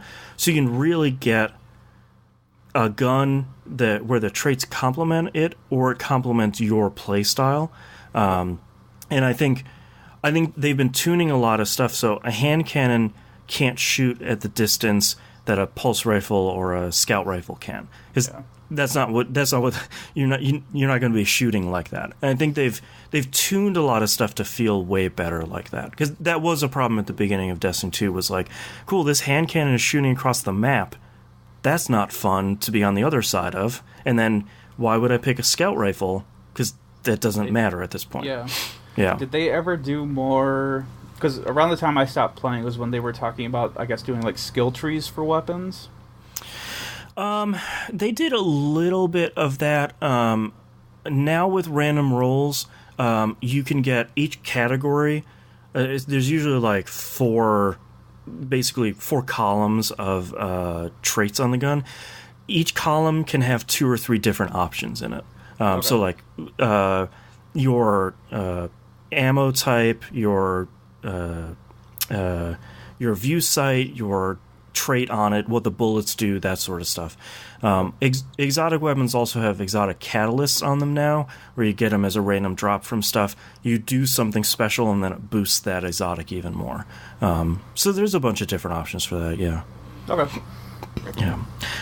And last but certainly not least, the game I lost my week to, sort of unexpectedly, is Void Bastards. Came out on PC and Xbox One this week. It's on Game Pass right now. Boy, it is a first-person shooter roguelike. Yep. Cell-shaded. Looks like 13. Cell-shaded. It looks exactly like a comic. The in-between level stuff is presented exactly like comic book pages. You know, as you're going through dialogue, it's filling in one panel after another, even in-game. You know, one of my favorite things about the game is you'll go up to a closed door, and if there are enemies on the other side of the door... Step. Yeah, it'll be like tap, tap, tap, or step, step, or hover. It comes out of the doorway, so you can tell, number one, that there are enemies in there, and number two, what type of enemies they are. Yeah. This game is really good. I think it controls really, really, really well. I've run into very few performance issues on a vanilla Xbox One. I have VSync on, so there's a little bit of frame dropping, but that's fine. Mm-hmm. The shooting feels great. You can't aim down sights, which still gets me into trouble sometimes. Yeah, because I run by accident.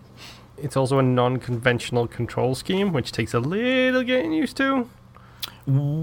I guess sort of. What's non-conventional? Well, left trigger is sprint, but also left click is sprint. Yeah.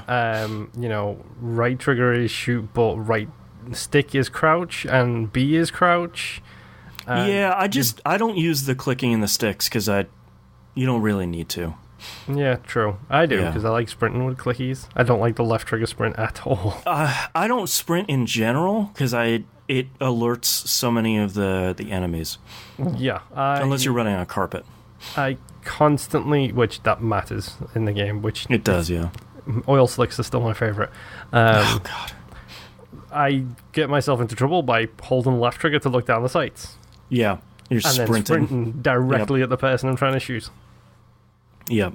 I think it combines a lot of stuff from a lot of roguelikes I really like. Like it combines that choosing where to go next on the star map, sort of like Slay the Spire does, where you have these forking paths and you get to choose, am I going to go to this... I have an upgrade over here on this ship that I need, but the enemies are tough and there's a lot of smoke, so I can't stay there long because my oxygen is going to go down. Mm-hmm. Or there's a lot of resources in this one and the enemies are easy, but I'm not really going to get that next upgrade that I need. Or there's an asteroid down here that has nothing, but I could possibly avoid the pirates that are coming on one of the other paths. Yeah. Also, FTL does a similar thing. Like that exact same galaxy map looking thing is for his FTL as well. Yeah, but I think the difference for me is FTL, you're really rolling the dice on what you're going to get. And this is crystal clear about what you're going to get. It's very crystal clear. Like, here's one of the ships that's made by the company that made the kitty robots. So you're going to get, it's going to look like, like a Japanese bathhouse. And it's going to be green and it's going to be crazy, but, you're going to get these upgrades. It also combines the stuff from Rogue Legacy I really like, where your character has good and bad traits they roll with at the beginning, where it's like, oh, this person automatically picks up stuff on the ground as you run past it, which is great, but they cough every once in a while because they're a smoker, so you can't sneak around enemies. Or like, this person's really short, so it's hard for enemies to hit them, but you also have to look up to hit any buttons or like loot anything, because you're super, super short on the ground. Or one ones I got the other day, the game's just in black and white. And that was incredibly difficult until I used the gene resplicer to get rid of that and replace it with something else. God, this game is really something special. I think you might have retweeted it, but did you see the one about the overly polite negative perk?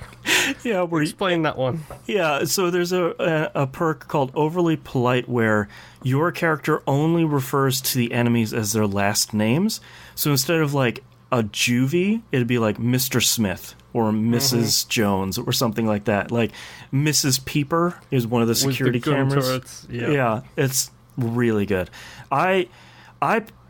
This to me has we were talking about it on We Roguelike It today, about that the thing when a roguelike grabs you where you just have to do one more run. To me, there's like 3 levels going on with Void Bastards. One is that ship-to-ship thing, where it's like, all right, that ship only took me a couple minutes, wasn't that big, I had plenty of oxygen, the enemies were easy, it was fine. I probably have time to do one more ship. Like, my upgrade for this ID card is just like 2 more ships away. I can just go over there and do that. That stuff is great. Then you have a character-to-character sort of addiction, because you have a larger run going on. When your character dies, you don't lose your overall progress. Because part of it, you got thrown in prison for some sort of infraction, which it tells you when your character is generated. And it's randomly generated for them too, and some of them are hilarious. Some of them are really good. So you're trying to, like, the first thing you try and go do is build an ID card, because you need to feed it into like this FTL system on your main ship to get out of, to basically escape prison. You keep the progress on that large thing. Like, maybe you collected one part of the ID card and not the other. If your character dies, you still have that piece. You still have all the stuff the other character had, and you're still working on that progress. You don't start back over on the ID card.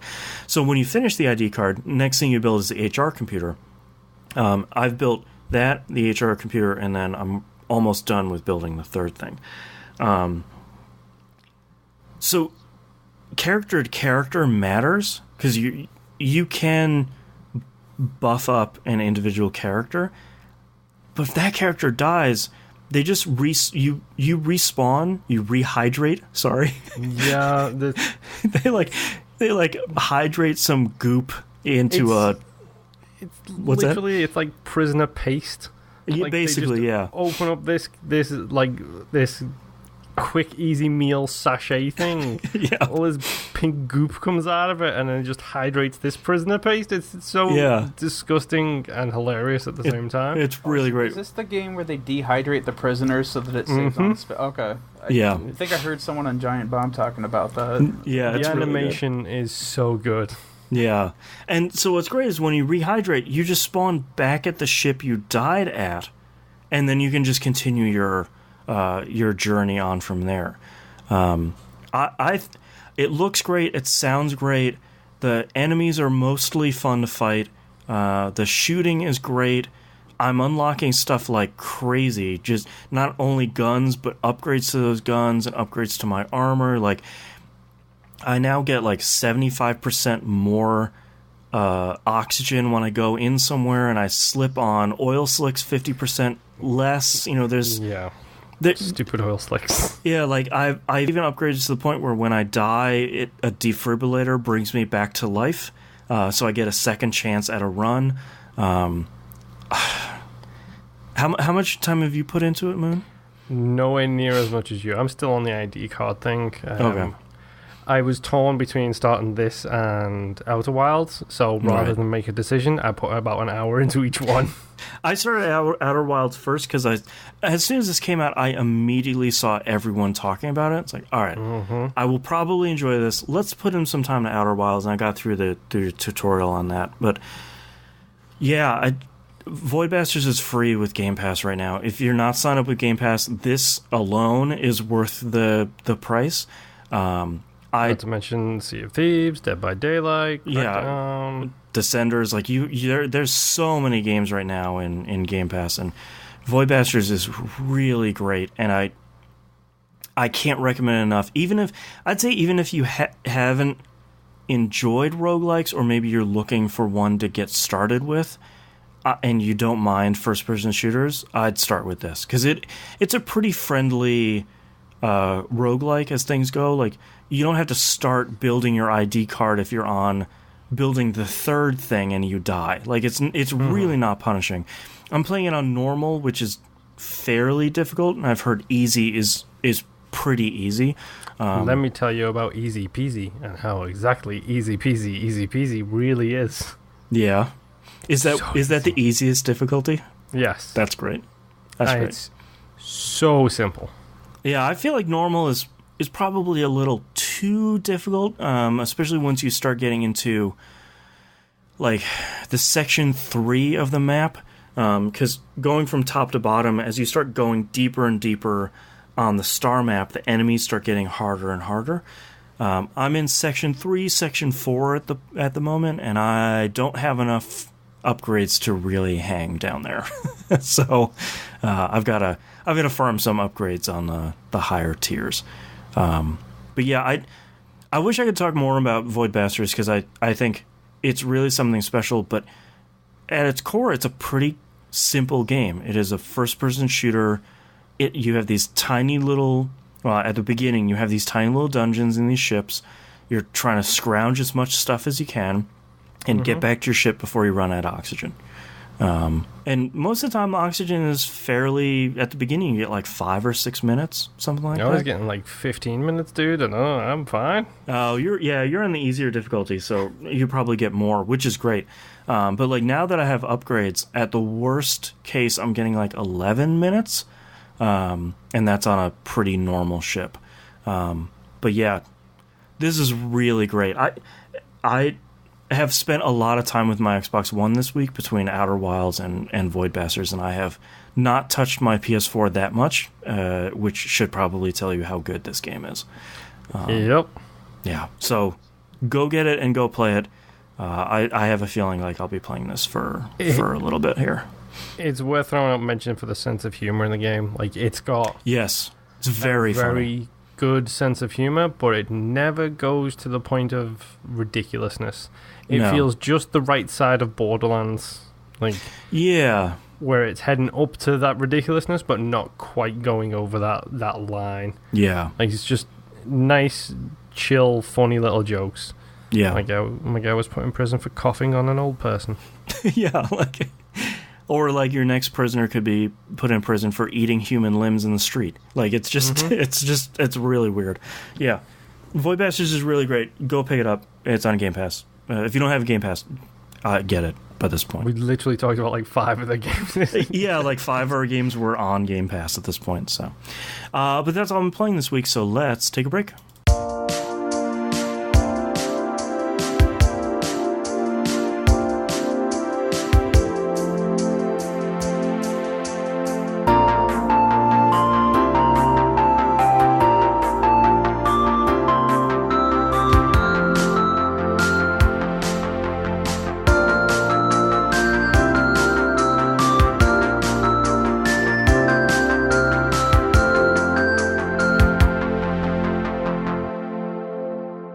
Let's talk releases for the week of June 3rd, 2019. Persona Q2 New Cinema Labyrinth comes out on the 3DS. boy, that first Persona Q was really good. I really wish I had the time to play this, because I know this one is probably going to be even better. And it combines Persona 3, 4, and 5 in this one. So of course, yeah. The Persona Q games are great. The Etrian Odyssey games are great. I really hope they figure out how to make these games on another platform. Yeah. I wish they'd make them on every platform. It's so specific to the hardware, though. Yeah. I mean, you could see the touchpad being useful on a PS4 controller. Yeah, but you can't really draw the map on... You want to draw it on the screen. That's... Yeah, okay, so you press a button to pull up the map. Yeah. And then you use left trigger to put your pencil down, and you use the thing to actually draw. It's not the same, because you want to actually draw it. That's why I'm hoping they figure it on the Switch. If you can split that screen in half, I think you can do really well. One side is your map that you want to have up all the time, and then the other side is the gameplay. Well, knowing Nintendo, they'll just put the map on your phone, and then you can just play it on your TV and your phone at the same time. Be the worst. Christ. Yeah. Yikes. It's not our fault that Boston's obsessed with graph paper. I just love drawing maps, man. I have the first one, and I also played Demon Gaze on the Vita, so Yeah, there you go. Yeah, Demon Gaze, man, yeah.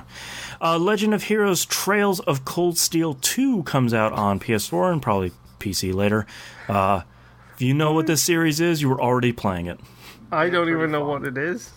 It's like a spin-off of another series, and it's... Some of these games are getting deep. It's Trials in the Sky. There's 3 different games that all take place of the same world around the same time. They're just different snippets of that time frame. Yep. So the Legend of Heroes is based, if I'm remembering correctly, is based off of Trials in the Sky. Those were the first ones, yeah. Yeah, which already has 3 games. Right. Trials of Cold Steel takes place somewhere in Trials in the Sky. Yeah. Just in a different section of the world. Yeah, but it's school kids, and it's a totally different type of... And there's another series, too, that I never remember the name of. Yeah, and I'm currently playing Cold Steel 2 on the Vita as well, because I'm waiting for the third one to come out, which it looks like it's coming out on PlayStation 4 sometime. Yeah. It's already out in Japan, or coming out soon in Japan, something like that. Yeah. And the first 3, the Trails in the Sky, are on PC now. So it's way more accessible, because before it was PSP. This series has been around for quite a while. So that first game is hard. Yeah, I really tried to get into that one, and that I bounced off of it. Someday I'll go back when I retire, I guess. When I magically have 200 hours. Warhammer Chaos Band coming out on PC, PS4, and Xbox One. I saw Warhammer, got excited, realized it wasn't a Vermintide game or a real-time strategy game, and immediately didn't care. Yeah, this one looks super cool because it's a Diablo hack-and-slash game. And it looks pretty interesting. I'm going to keep an eye on reviews on this one, because as much as I like the real-time strategy and like the turn-based stuff even more, I like that they're trying, we're making a Left 4 Dead, we're making a first-person dungeon crawler, we're making a Diablo game. It's oh yeah, cool. Just try them all, man. You can RoboCop that license these days. You can literally pick it up for $1. It's ridiculous. I'm making a Warhammer knitting game. Great, I love it. Put it on Switch. It'll sell. Slay the Spire comes out on Switch. Speaking of, now that it's out of early access, it's coming out on other stuff. Oh boy. Yeah. So it's on our Wii Roguelike list. We'll suffer through that at some point. Apparently it's really great, and I don't want to pick it up until then. Yep. Yeah. And lastly, Octopath Traveler comes out on Steam. So if you want to check out the cool 16-bit, I say cool. It's not that great. Sorry to. It's good. It's not that great. It's pretty disappointing. We'll agree to disagree. Yeah. Moving on to news stories, a game we know will be great. Nintendo has announced that Cadence of Hyrule is launching on Switch in June. I have a prediction. Whenever Nintendo's E3 Direct is going to happen, available right now on your Switch is Cadence of Hyrule. And then watch that thing crash. Yeah. Watch the eStore crash that day. Yeah, they put out a song for that was great. Yeah, they put out another 60-second trailer. It's still super short, but it looks really good. And there's an Octorok with maracas, and it's just, God, it's really good. I cannot wait to play this. Oh man. There was a Death Stranding trailer earlier this week, released in what is now going to be the most annoying way on Twitch. If no one watched it, there's a bunch of handprints over the trailer as the trailer looped, and then over time the handprints went away so you could watch the full trailer. Okay, so pretty annoying. It was dumb. Yeah, dumb in a Kojima way. Yeah. Mm-hmm. But the most important thing is it's launching this year on November 8th. Color me shocked. Yeah. Color me expecting delays. I was expecting this to be a PS5 launch title late next year. Mm-hmm.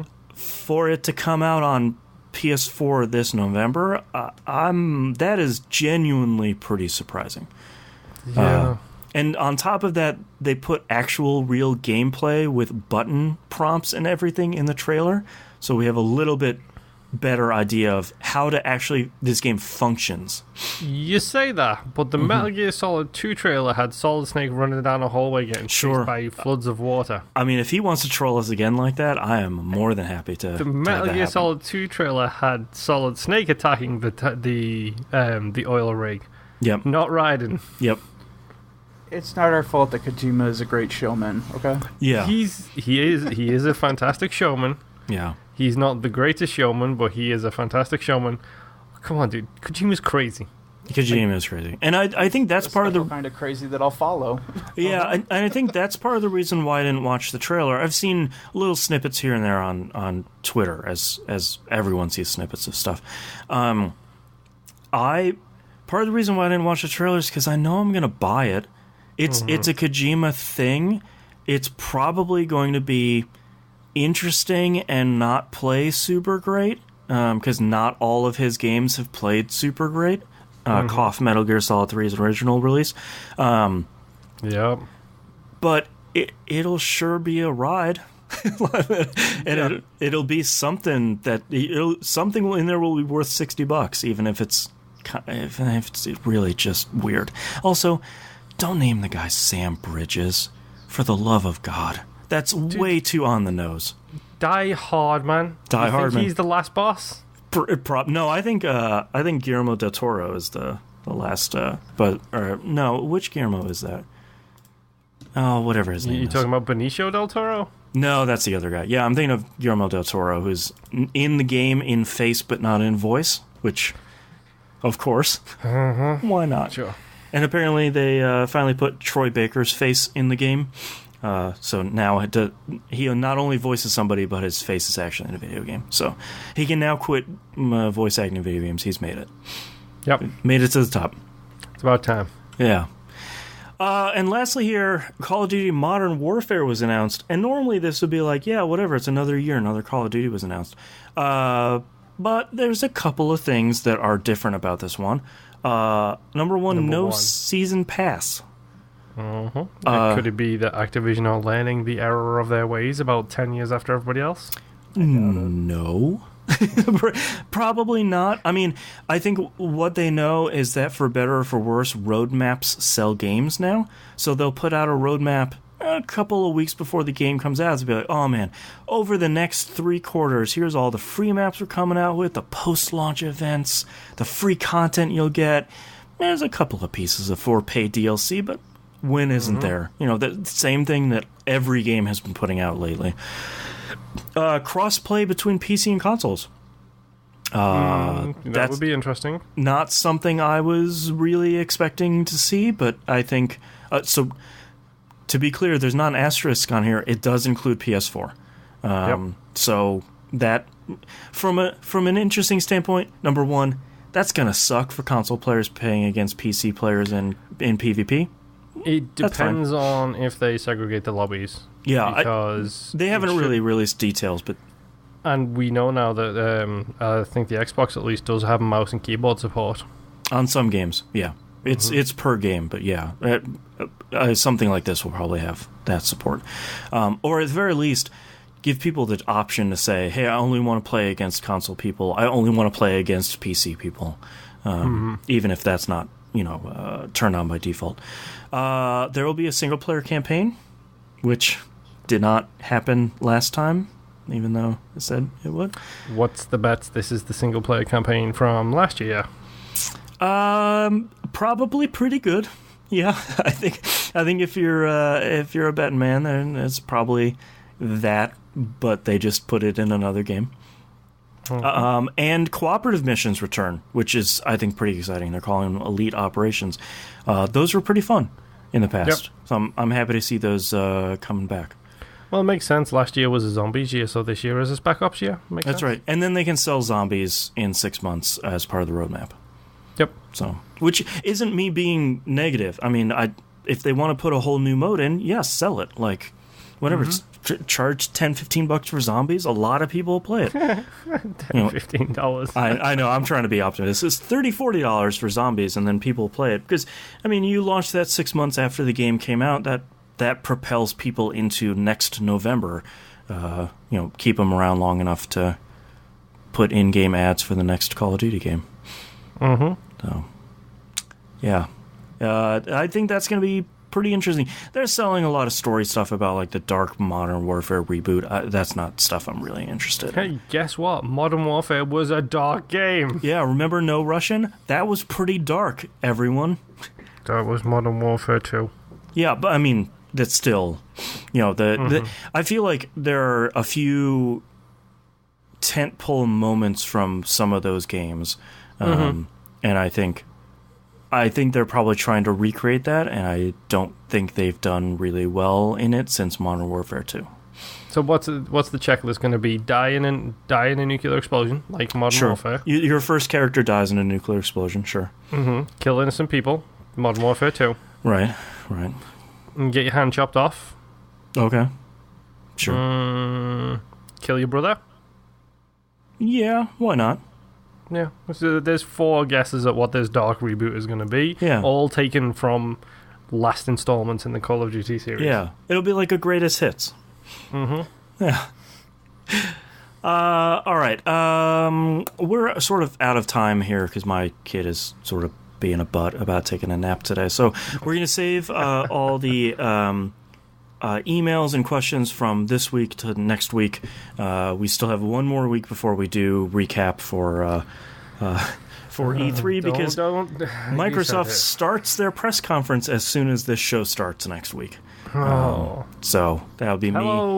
Hello, Tumbleweeds. That's the one. Yes. For next week's show. Yeah, boy, next week's show is going to be. If you have questions you want to have on the show, please send them in before next week, because usually this is like the dead week. Nothing comes out, no news stories come out. And we were just talking about this during the break. Like, any news stories that come out are obvious leaks, where it's like, oh, every Pokemon game is coming in one collection on the Switch. And it's like, it's not. No, it's not. Stop that. Or it's very clearly like, whoops, Walmart Canada just announced this game for us a week early. Oh, crap. Yep. So, yeah, if you have any questions, send them on over. Thank you for listening. Our website is tvgp.tv. Everywhere to find and follow us on the right-hand side of the page. Come join our Discord. We haven't sold it lately, but still hopping like crazy. We usually have the E3 2019 channel going on, have a whole bunch of other channels. You want to talk about We Rogue Like It, we've got a channel for that, Game Club, all that cool stuff. patreon.com/E1M1, ones or numbers, get all the behind the scenes stuff, the early access. You'll get like 2 weeks early access to We Rogue Like It. There's a brand new episode of Old Dog New Flicks out right now. Legally Blonde. Legally Blonde, a movie I really love. That is a fantastic movie. So you can hear and listen, see if Moonpear and Jess liked that movie over at Patreon at the $5 or up level. Also worth mentioning in regards to that, next month's movie has been chosen, and the month after that we will be putting up a vote. Great. For which movie to watch. It's going to be an Arnie special. Excellent. So you get to decide which Arnie my wife watches. So August is Arnie month? Yes. Yeah. And there is only one correct answer, which you will see when you actually see the poll. Okay. I will be... I haven't seen the poll or anything, so I will be anxiously awaiting that as well. Game Club right now, we're playing Cuphead. We have 2.5 weeks left on that or something. Just long enough to not finish it in frustration. Which will probably be all of us on the show. And I think that's it. So we'll see you all next week. Bye. Bye.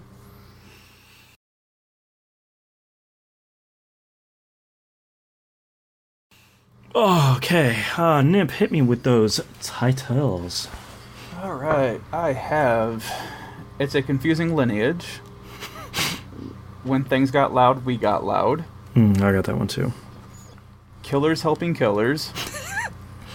It's one of my favorites this week. I Need Help, or I'm sorry, I Need to Escape or Die. Go Hit the Side of a Mountain. You Find It. Rupee Desert. I wrote down Rupee Dessert. Yep, I've got that one too. Nintendo Duke Controller. The Horse Can't Hear You. Don't Want to Do the Dog Encounter. I really don't. Oil Slicks Are Still My Favorite. Kitty Robots. Character to Character Addiction. And You Rehydrate. That's pretty good. Moon, what do you have? Bullets rattling around rib cages. Above average killer. He Wouldn't Let Me Die. I Don't Need Another Space Game. Ramshackle Spaceship. Useless Stupid Horse Spirit. Rupee Dessert. Standy Outy Enough. Tap Tap Tap or Step Step Step. Prisoner Paste. Nanogram Knowledge. And that's it. Oh, and You Find It. I missed one after He Wouldn't Let Me Die. What are like the next two? I Don't Need Another Space Game. And Ramshackle Spaceship. Ah, there it is. Ramshackle Spaceship. I have When Things Got Loud, We Got Loud. Now Do Math. Killers Helping Killers. I'm an Above Average Killer. Rupee Desert, You Rehydrate, He Wouldn't Let Me Die, and Ramshackle Spaceship. I like Ramshackle Spaceship, Killers Helping Killers, Rupee Desert, or Dessert is good too, and When Things Got Loud, We Got Loud. Ramshackle Spaceship is just fun to say. Yeah. I also like Rupee Dessert. Yeah. I like between those two. I like Killers Helping Killers because I feel like that would just make a fun bumper sticker. I think if you're going to have a bumper sticker, I think Above Average Killer is the bumper sticker of That's true. Ones. How about Ramshackle Spaceship? Just because it's fun to say. Sure. Okay. I've seen the spaceship, so I've already got something lined up. Okay. Yeah, I'm good. All right, let's get started in 3, 2, 1. This is That Video Game Podcast, episode 606 for June 3rd, 2019. Ramshackle Spaceship. It ain't airtight. Why am I using a screwdriver to start this? You know, you might actually. I've never looked. It's that sort of spaceship. Like, my favorite thing is literally it's the thing with the game is when you're near a tree, it refills your oxygen because that makes sense. It compresses the oxygen and inserts it into your suit. The way they explain the fact that you don't need to wear it in the spaceship is there's like literally like a tiny little window plant next to where you sit. That's right. Yeah, the smallest little window plant, and that's the reason why you don't have to have your suit on in the ship. This game is so dumb and good. I love it. All right, thanks everyone for watching. We'll see you next week. Bye. Bye. And we can stop recording.